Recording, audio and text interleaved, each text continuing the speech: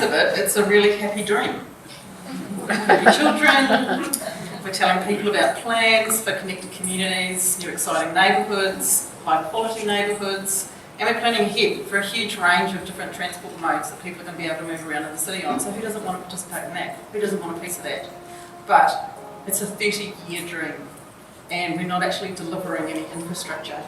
So there are no instant rewards. We're not addressing some of the existing transport issues. So we're able to engage people and get them along to the conversation because they're all experiencing the pain that we all experience on a daily basis, getting to and from work and to and from school and all of the different activities that we do outside of work.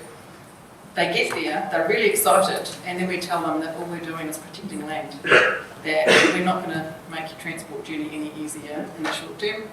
We're just going to create a significant impact on those landowners, and we're saying, take one for the team, for the greater good of the growth of Auckland, and your neighbours and your kids that are going to grow up in this area. So rural property owners, they're not wanting change. We've got an environment where we've got polarised political views, where you've got local versus national government politicians focused on where investment should go. Should it go into roads? Should it go into public transport? What comes first? What doesn't happen is action as a result of that, and that affects our program and what we're delivering. So ultimately, we're not building anything. We're not solving today's hot topics. We're just warming people up to the idea of this great dream and this happy communities and smiling children that are going to appear in the future just like magic.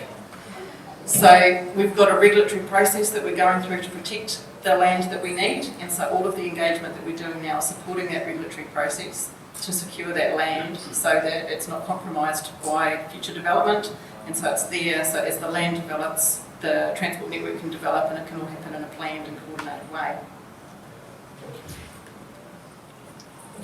So the New Zealand transport model means that we've got the central government transport agency, which is responsible for state highways and motorways, and then you've got your local road controlling authorities, and in the case of this one it's Auckland Transport. And so we needed to tell a really connected story that went out to people once and once only, and told the story about what we were doing on both the state highway and the local road network. So all of those challenges and the challenges that Julie talked about were why engagement and communications was embedded as a priority within the commercial alliance that we went out for procurement for. And so that really embedded strong relationships with our existing stakeholders, because these were organisations that were already working and had relationships in these communities. And we really wanted to embed communities' priorities at the heart of all the decision making that we did.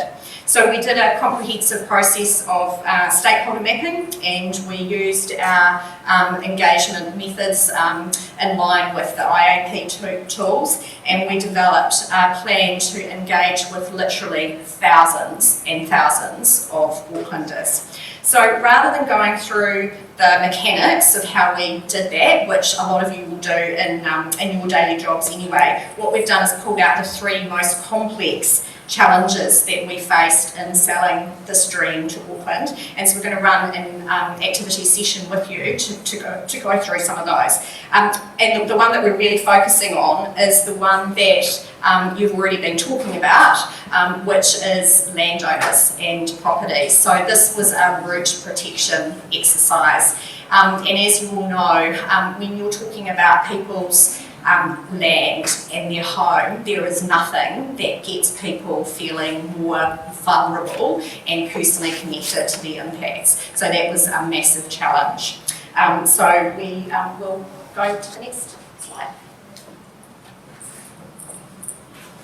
Cool, so the first challenge we faced was integration. So as you saw from the video, this is a program of work that stretches across the entire region, from the north to the south.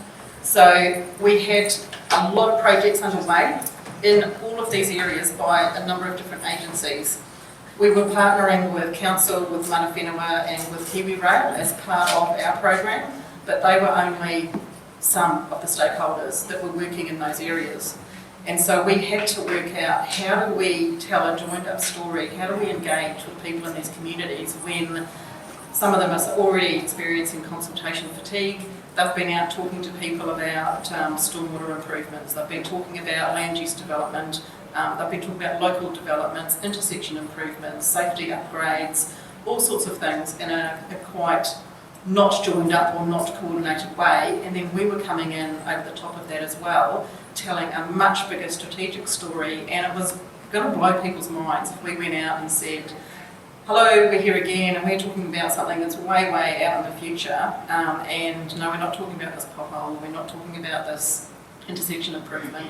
So we had to, how are we going to possibly integrate with everything that was going on so we could tell that joined up story, so people could A, get some context for what this program was about at a higher strategic level, and B, that when we engaged with them, we did so in a way that if they came along and talked about the local pothole, we actually could have that conversation with them as well. So we did a number of things.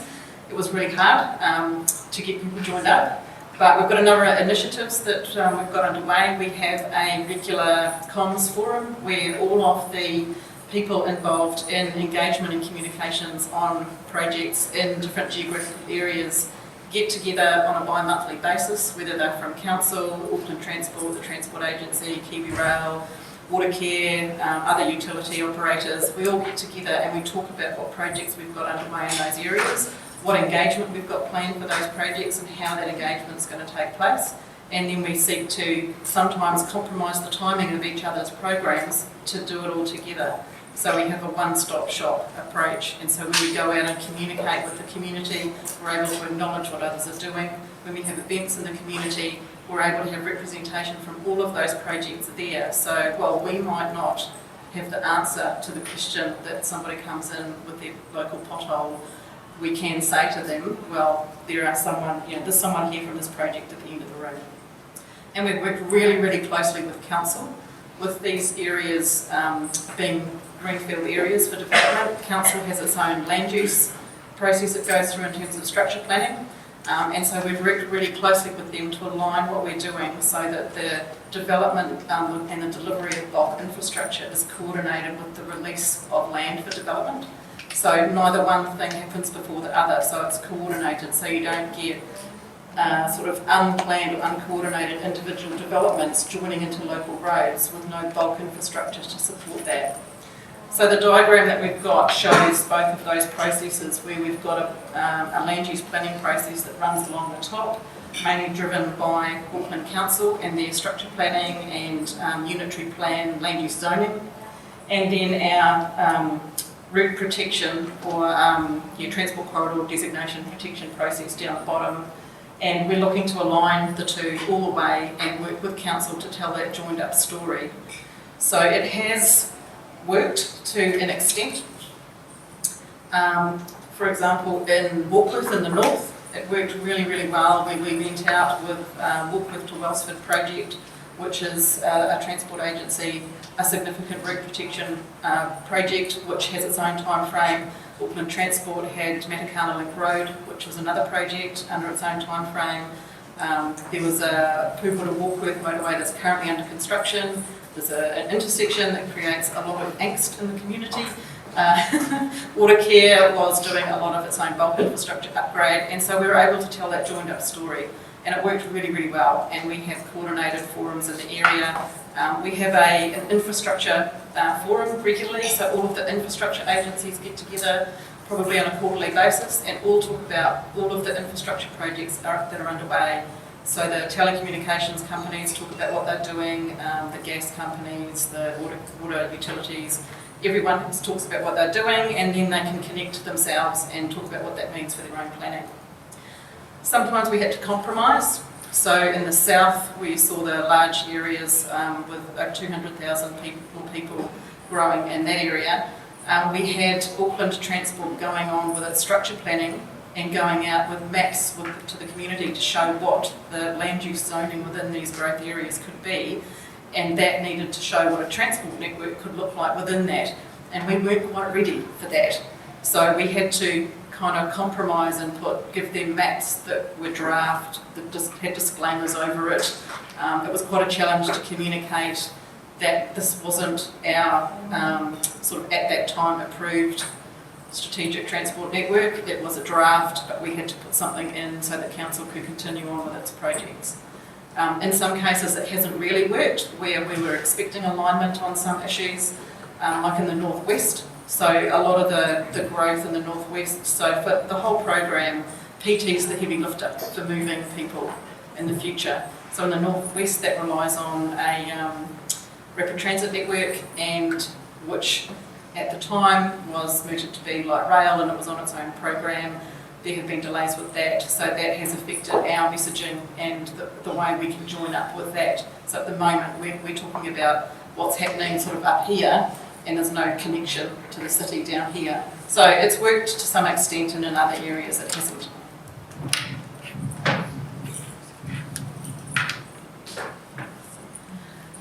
Our second challenge was planning for the future and these future communities in a way that also valued the concerns of today's community. So we had to do our homework.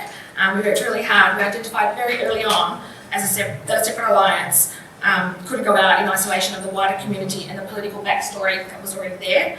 It wasn't going to be the right way to approach our engagement and move our planning work forward. So we had to acknowledge the current situation and all these communities' various gripes. We looked at previous community and elected member feedback from previous transport projects in all these different future urban zone or growth areas. We did look at recent customer insight research data, and our first round of engagement had to look at identification of community transport issues and opportunities, and all these voices and informational issues fit into our optioneering process.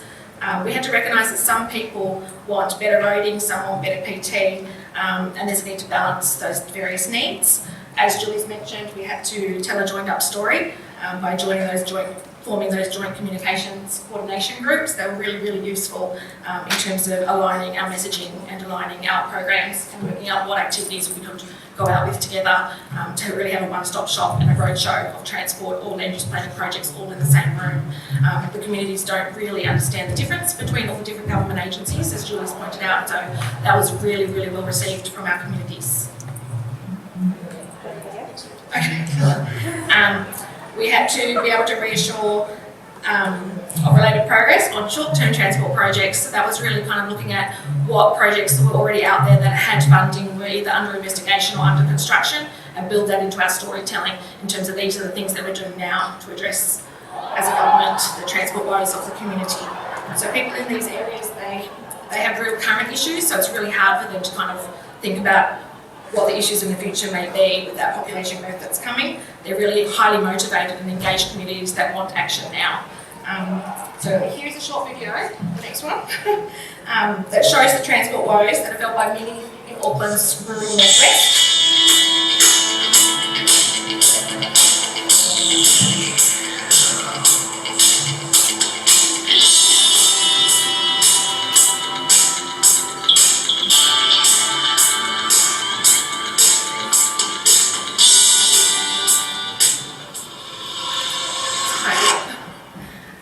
So that was just kind of highlighting the general traffic congestion and all the different little issues that are felt deeply by those communities in the northwest.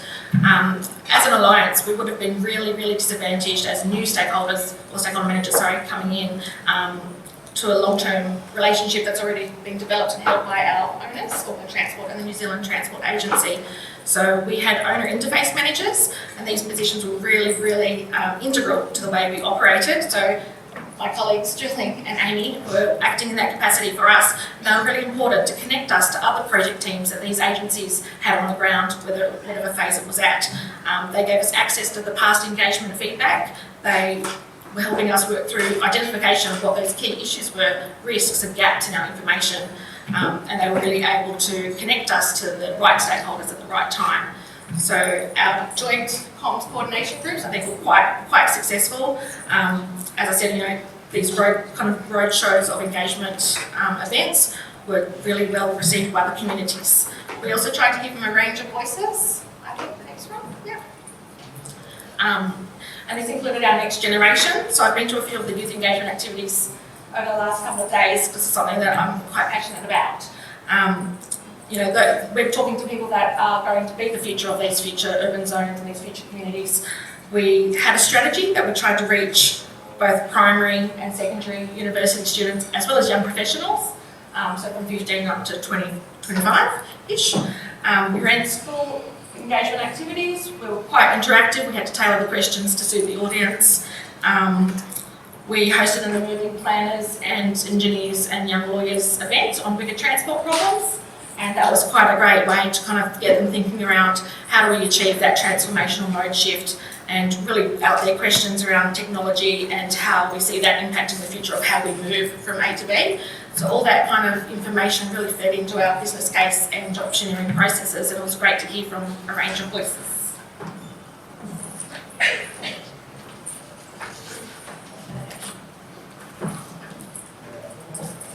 Cool, so now we get to the meeting part. So as we got you to kind of, we brought the activity forward, or half the activity forward, and you've talked about already, as well as selling a dream, we were also going to have an impact on people who were already living in these rural areas, running a horticultural business, living on a family homestead they may have been in for over 100 years. But as part of deciding the network and providing a tool for council and developers and everyone in the community to actually plan these new neighbourhoods, we had to republish a map that had been published by our same group of people 2 years earlier, and we'd spent that 2 years telling everybody that that map did not have property impacts. These were just lines, they were just the ideas, we couldn't give anyone any certainty. But in order to move forward, we did have to update the plans, and we were going to have to publish something that did have property impacts. So these lines were becoming real.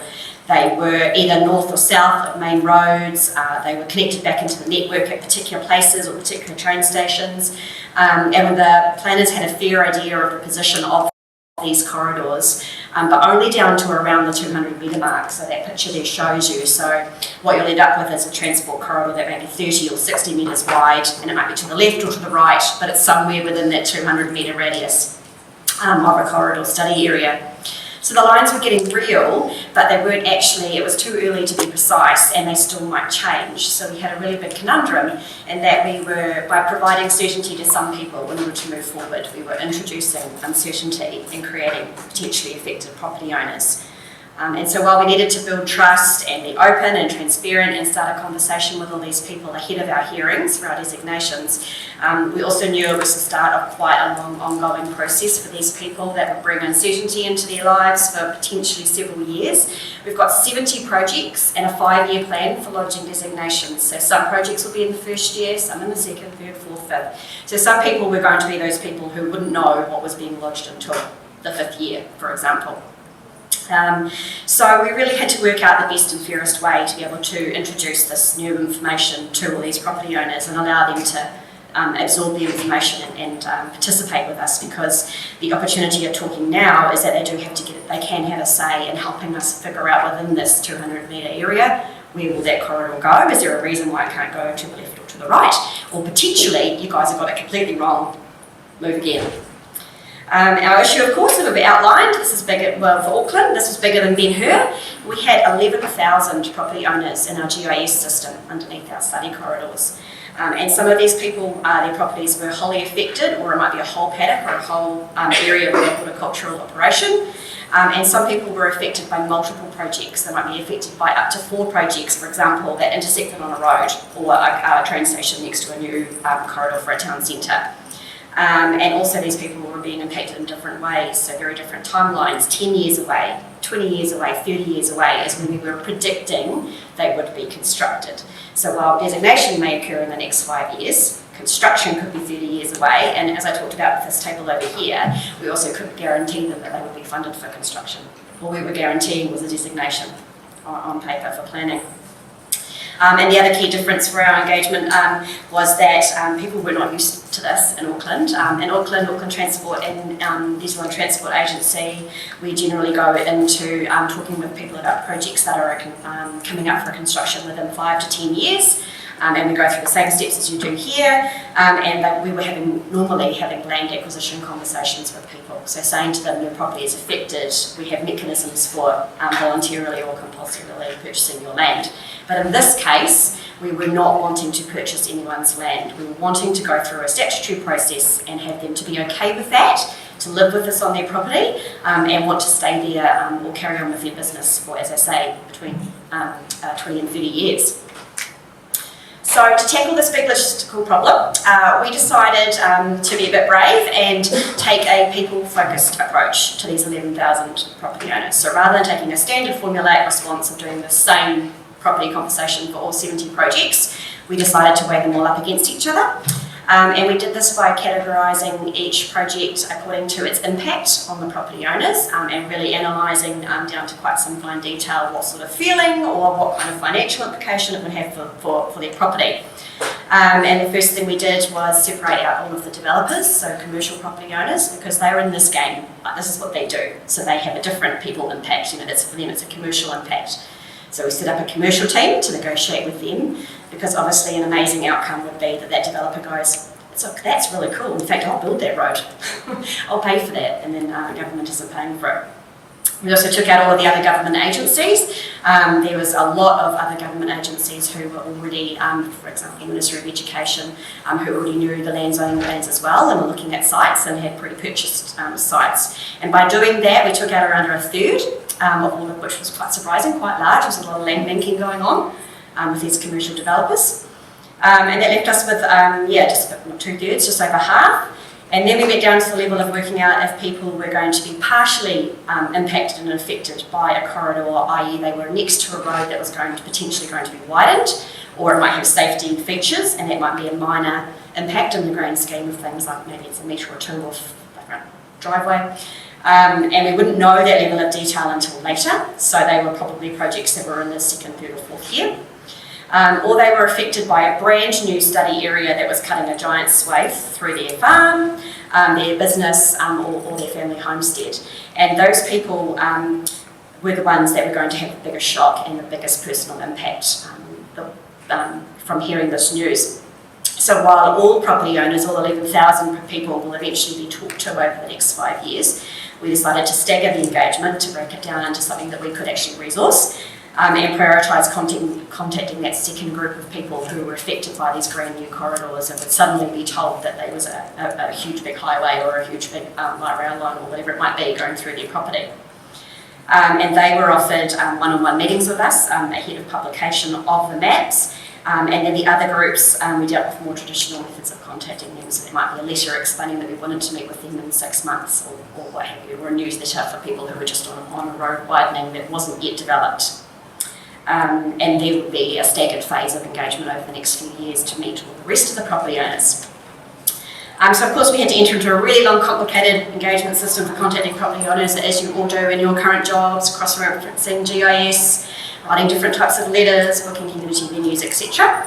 But we put a really big focus on turning a lot of the legal language around route protection and designation into plain English. What does route protection even mean? What does designation mean? What are my rights as a property owner? What can I keep doing on my property if you put this on my property and it lasts for 20 years? What will happen if I want to sell in the meantime?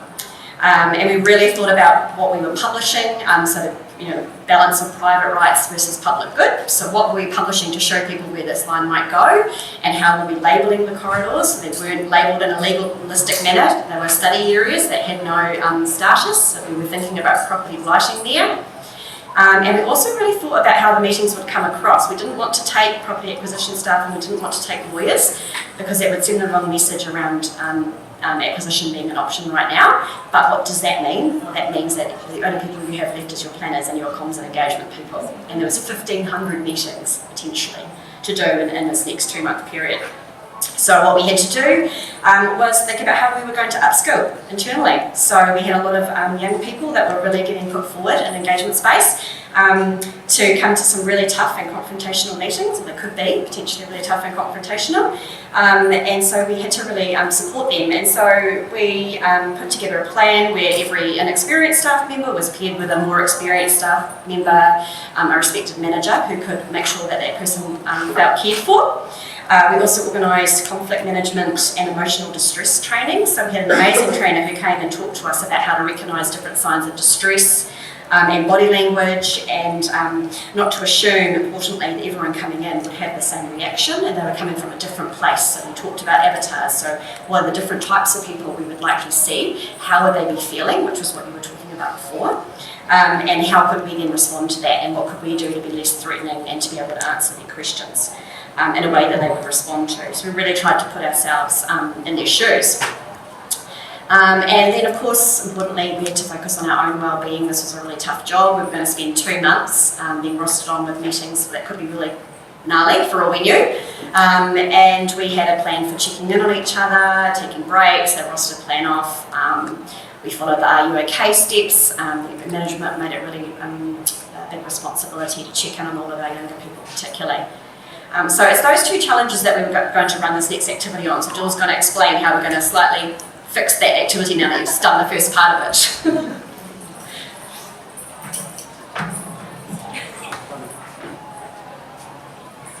Alright, so we're going to focus the activity on this landowner engagement because at the end of the day, the impact from our program is on landowners, and we're asking the landowners to basically take one for the team for the good of Auckland. So we've talked about our first challenge, which is, if you were a landowner, what do you think is fair in terms of the engagement experience that you want, the amount of information you get, and the level of influence on project decision making that you have? And then from the project team's point of view, given the size and the scale of the project, the challenges in terms of the number of landowners we have, the geographical diversity of where everything is, just the diversity of the neighbourhoods and the timeframes we're trying to work towards, what do you think is fair in terms of the information we can provide, how we engage people and how much influence they give them on the decision making? So I know at your tables you've already started to think about that. So what we might do is just move on to the next one because we've got a bit of time to wrap up and have a Q&A. The next part of that is that team wellbeing. So what kinds of things have you all been involved in terms of managing team wellbeing in these kinds of situations where you are going into essentially the unknown? Because when you're engaging with landowners or engaging with any community, you don't know what you're going to get until they walk in the door.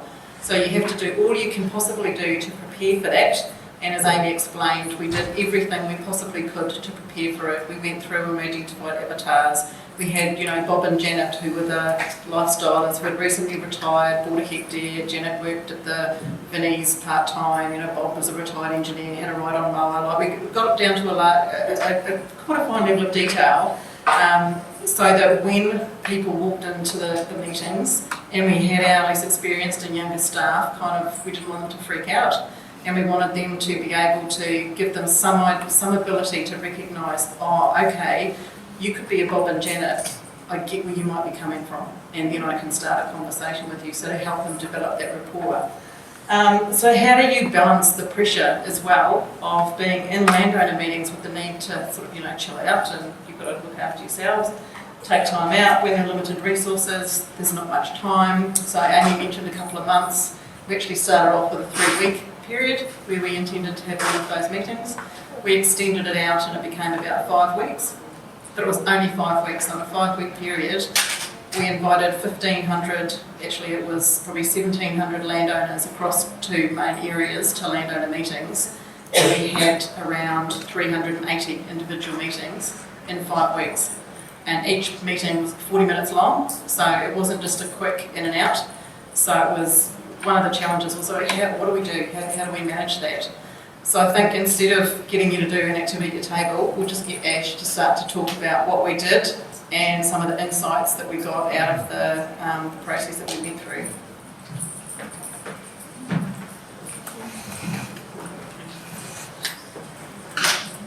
I think Aimee's covered how we prepared really well. We thought we'd done all we could to prepare our team and our staff for that landowner engagement period.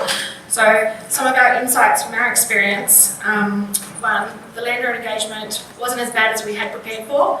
We had a diverse range of landowners, from developers, farmers, first home buyers, they may have been shocked from the process, businesses, whether they were industry, factories, or down to cafe owners along a local street. reactions were very mixed. Not everyone was angry, thankfully. Lots of landowners were actually really open and proud and really keen to share their history and their stories about how they or their family had farmed the land for hundreds and hundreds of years or generations. Some were quite pragmatic, some were upset, there were tears. Most meetings were actually, though, quite civil. I think the majority of landowners appreciated the information provided and where we were at in the process, how it was still early days, how we're looking to have the initial conversation and that we'd be coming back.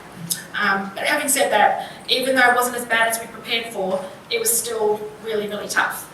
The extension from the 3 weeks to 5 weeks and not knowing when the phone was going to stop ringing, when the bookings were going to stop coming in, it was a really, really long process for us, and we were quite a young and new team had formed to do this landowner engagement process.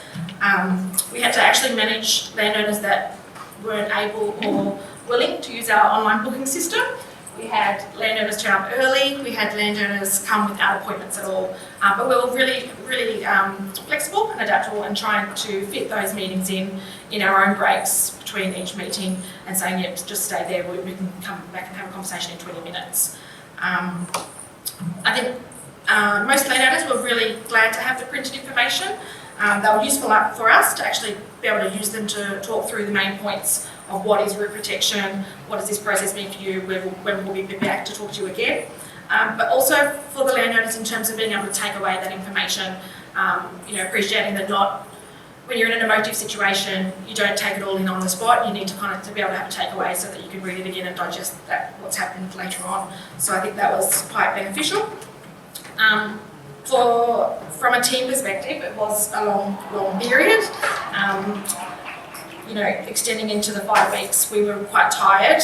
We managed that with our short breaks between meetings, but also having rostered days off and being honest with each other around, I really don't think I can face it again tomorrow. Can we swap and change rostered days? So that actually worked quite well. We just, had enabled the team to be quite courageous in having those conversations with each other and having the support there to be able to swap our days out if need be. We also had a key contact point in terms of debriefing at the end of the day together, worked quite well, but also if you had a particularly hard conversation or a hard day, we had someone on call that could actually debrief with you and talk through how you were feeling and how that meeting had gone so well. We actually also learned a lot, which is great. Community intel is always gold. For example, we heard about local transport issues, how the people use their land, that would have fed into how we were working our auctioneering. Environmental features, really interesting. We also had some advice about one property had a toma or a sinkhole on their land. It would have come up eventually it wasn't on GIS, but it would have come up later through our on-site investigations, but it was good to know now during our planning phase in terms of what constraints are out there. We also learnt that what we think is the best design option isn't always best for landowners. An example of that was when we had actually purposefully changed a design for a new road to reduce the amount of land acquisition impacts on a number of properties, or 2 neighbouring properties. But these 2 properties were actually in different names and owned by the same family, and they actually, after you had the initial conversation, it became really apparent that they actually favoured a little bit of land take from one so that the 2 properties weren't bisected because there was an adult disabled child living in the house next door. So they need that access between the 2 properties, which was more important to them than the loss of a little bit of land. We talked about telling a joined up story and really building trust in the community. I'm not sure if you have to add anything to that. So that joined up story was really, really helpful, so people could come along and engage with us, and as I said earlier, they could ask about all sorts of things that were going on in their community, and we could answer the questions. We could direct them to the right people in the room. We had some basic information with us, and if people did come along, for example, and complain about a pothole or their rubbish wasn't collected, we could actually go online and open up council or Auckland Transport's website and log an inquiry on their behalf right there and then. So people came with whatever issues they had, whatever questions they had about anything that was happening in their community, and we were to an extent able to help them. Focusing on challenges 1 and 2 was also a really key learning for us, and it really helped with the landowner engagement. So that integration, working across agencies, working together to tell that joined up story, coordinating with other organisations like Housing New Zealand in terms of their developments, Ministry of Education in terms of theirs, and then spending a lot of time getting that story from the community, doing that research and understanding what experience have they had already, what insights have they been sharing through engagement on other projects. So we went in with an informed view at the start, so we were able to acknowledge as part of our engagement what issues we already knew they had, what they'd told us before on other projects and with other agencies. So that really started to build that trust and rapport from day one, because they knew we were listening before we started. Oh yeah, so our project partners, we worked really hard with some of our local government representatives and key communities to spokespeople, so they become champions for the project. So people like to find out information for themselves. They don't necessarily trust it when you tell them that this is the right information. They want it from somebody in their community that they can trust. So we worked hard to identify those people and get them on board and give them information so that then when they were approached within their community, they could champion our projects. And we have had situations where one of our landowners was a media correspondent, and so there was a bit of a challenge there about, oh my gosh, how much do we provide? He was a transport media correspondent, so that was his particular focus. He was a landowner at the, fundamentally, so we had to sit down and share the information that we would, as we would with any other landowner, explain the process we were going through, and then trust that their own professional integrity, they would do the right thing with that information. We had local government representatives putting this information out into the same community and during a local government election period, which created a lot of angst within the community about what was right. And by having people in the community that were really well informed, the conversation to correct the information and get people back on board with what the facts were was managed within the community itself. So we, as an alliance, didn't actually have to do too much to correct the information. So it was really good that we've got this really good understanding within the community and knowledge of what the program is about. So just before we move on to questions, we've got a bit of time, so I'm keen to, based on the work, the conversation she had at the beginning of the session when we had our little technological difficulties, does each table maybe want to share an insight or one sort of thing that they talked about in their tables about that landowner engagement and what it would feel like and what experience they might like? So that we've got a couple of microphones. Anyone want to start? Big table? Joe, we'll pick on you. Find a friend. Is this on? Yeah. When we started talking, we were talking a bit about, as a landowner, what would you expect? What would you want? So I think we came up probably with all the normal things people would want, like we want some certainty, some timeline information. We want to know about processes, about buying property, if that's a thing. We want to know where in the corridor we are. We want to know about future opportunities, if there's something there. So we talked a bit about that. And then we talked a little bit about how to get that information. So we wanted a range of things. We wanted possibly face-to-face meetings. We wanted website information. We wanted regular information. We wanted to understand the process. We wanted you to be transparent with us. And we also talked as well about mapping stakeholders to understand who those landowners are. So some of the stuff that you actually did, we talked about too. Yeah. Everyone talked about the challenge between giving how much information we give to communities and how early we give it to them. One of the challenges that we face is that because this is a long-term project with no delivery of infrastructure, it's how much information do we give people early? And you're damned if you do and you're damned if you don't. Some people want the information and you haven't told us, I want to know more. Other people are, why are you telling me I might be affected when I'm not going to be affected for years and years and years? Did any of the tables talk about that challenge and that, I guess, that constant push and pull in projects of this nature? We can talk about it. I have a question on Jane from New South Wales Centre for Property Acquisition. Given that you were impacting so many people, and the key message at that point in time was about route or corridor protection, not about property acquisition, why did you choose one-on-one meetings for certain landowners? So one of the keys for us was to respect the privacy of landowners. And we wanted to respect landowners as the people who are the most impacted by this program and what we're doing, and give them the information first as individuals, and then they could choose to share it as they saw fit. And so we chose to offer individual meetings to respect those landowners' individual rights and their ability to maintain the privacy of that information for them. And once we have, and this will be the next stage of engagement, so to date, what we've done is we've had an initial round of widespread community and stakeholder engagement at the end of last year. From that, we have confirmed our indicative strategic transport network, which for some projects, as Aimee explained, includes sort of 200 to 300 metre wide corridors, and we've notified some of those landowners within those corridors. So now the next step is that, and we've had those individual landowner meetings, the next step will be going out to the community in those areas early next year to sort of give them the information that landowners have now.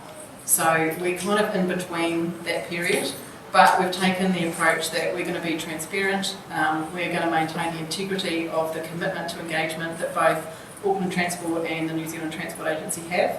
It's really important for both organisations to be very upfront, very transparent, very open about what's happening, what that might mean, and respect that people want information, they want to understand the information, and they want to be able to work out for themselves what that might mean for themselves and their own families. So at some stage that will become public, but at the moment it's private to those individuals. Some of them will get together around their kitchen tables and talk about it and work it out for themselves, and that's great, that's their own right. But we didn't feel it's our right to give everybody else that information at this stage. Kia ora, Julie, ko Barbara. What is the strategy to develop new relationships with the people that are going to be coming into the area over those years that are coming up, please? So we've got a broad engagement strategy, so our landowner engagement is just one small part of that. So the video that you saw at the beginning is one of those opportunities for a wider audience to connect with the project. The engagement that Ash has been doing with the youth is another one. So we're working with a number of organisations that can help us connect into a broader community, in particular with the youth, because what we are building is for future generations. So we want them to understand what we are building, we want them to understand that they have an ability to influence that and to be part of that process. We also recognise that land does change hands over time, so a lot of our engagement in terms of database, we talked yesterday about data management, some of us are in that group, so we're tagging all the landowner engagement recording to the property, not to the owner themselves, they're linked, but then we can see how the ownership changes over time, so I think that's important so that we are quite clear on how things have moved on.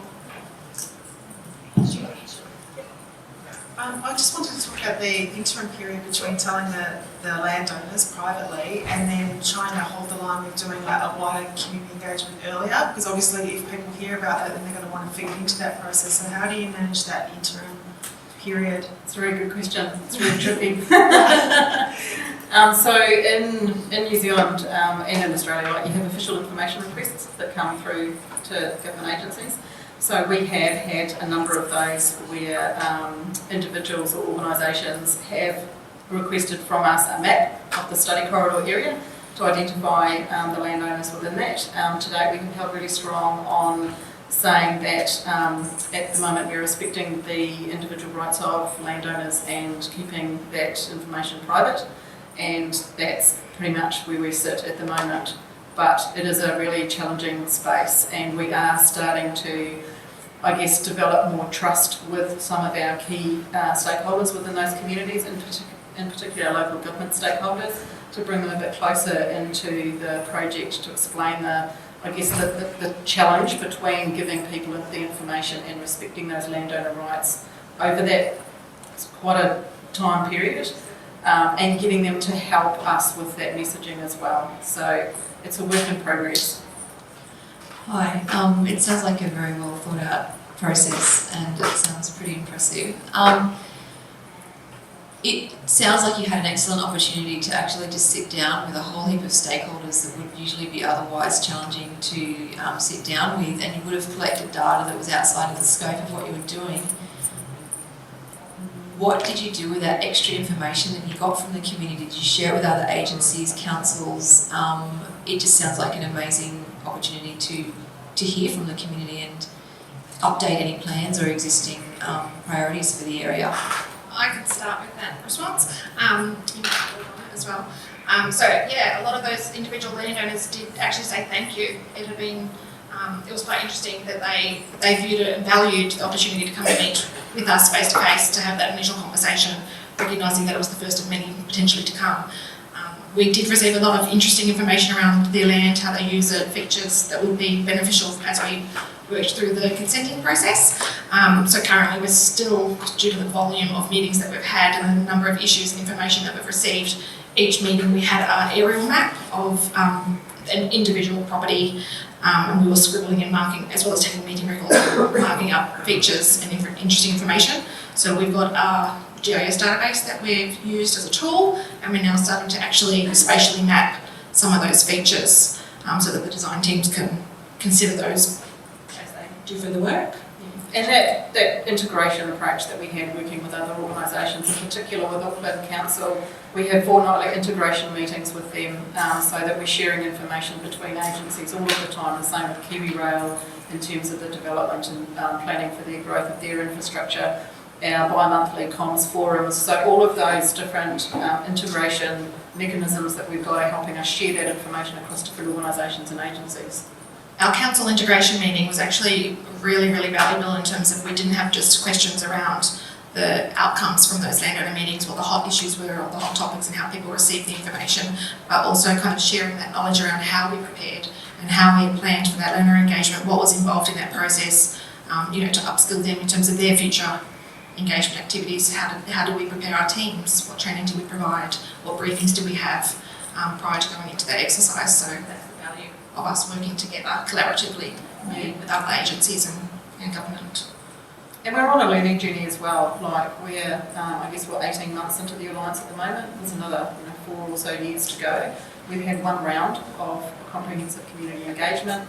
We've started to talk with landowners in one area. We have got years of engagement and conversations to have with people, and we will be learning and evolving and improving the way we do things along the way. We're just committed to making sure that we've got positive relationships with people. We've been really open and transparent. We're maintaining the values of the organisations in terms of our commitment to our stakeholders, our partners and our communities. And we just want to get better and raise the bar with what we're doing. And by working together in a really integrated way across all our organisations, we're raising the bar for everything that's happening in Auckland.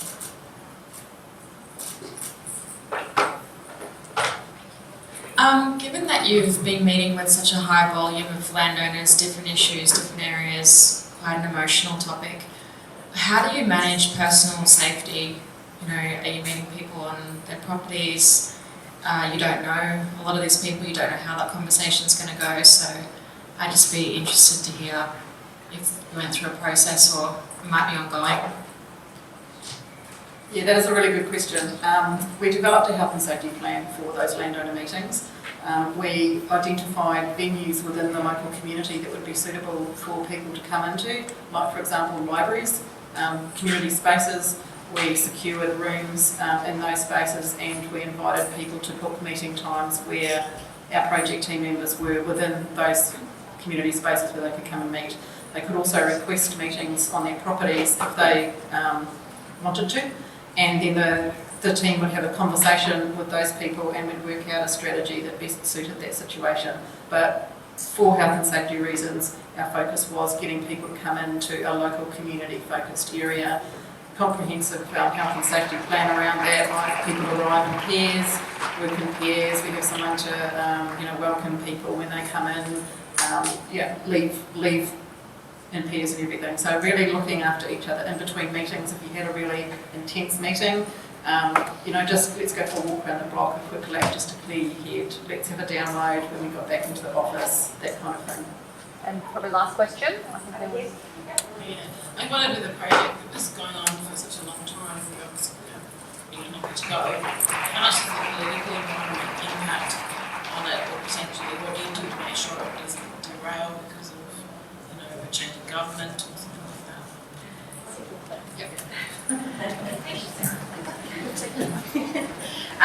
So fascinatingly about this particular program of work, the central government has shown very, very little interest in this program, which we're all baffled by, because we did until recently have a Minister of both Transport and Housing, and to us it was the perfect combination of portfolios that he could bring together.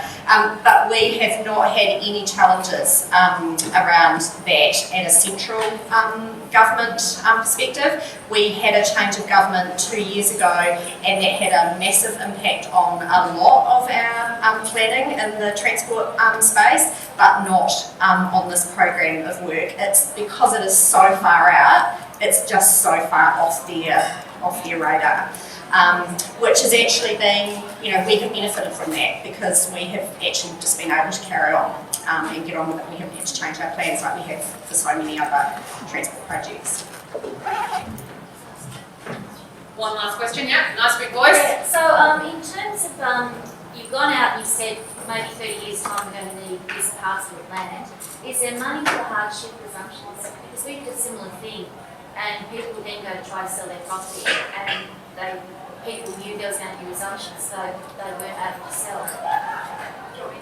Okay. Yes, the agency, New Zealand Transport Agency has a hardship policy. So there is a mechanism and criteria that people can come and talk to us to explain why that might be, whether it's medical or divorce, etc. And there are funds that are available on a process to go through that. So yeah, the short answer is yes. But it's a really high, it's really tough, really high bar. yeah. Wow, can you imagine 380 meetings in 5 weeks? Like, you ladies deserve a absolute superhuman outfit, each of you. I am absolutely amazed. And I think you could probably give us all a masterclass in handling challenging conversations and personal resilience, and it sounds like it's just the beginning. You've got more and more to come, which is really going to set you up for a potential Best Practice Award, I think, in several years' time, just to tell this story. And I think the other remarkable thing about the story you've told me and the rest of us here today is just this cross-sector, cross-agency collaboration. Like, it sounds too good to be true, which I think Sarah just kind of spoke to a little bit. Just amazing and very enviable for a lot of us who really struggle with getting governments to be willing to change their own programs to kind of all work together. Like, wow, amazing. But I'd have to say that has been because of the work of the comms and engagement team. So, we have had to drag our organisations, through that. It hasn't been easy. So I think that deserves a big round of applause.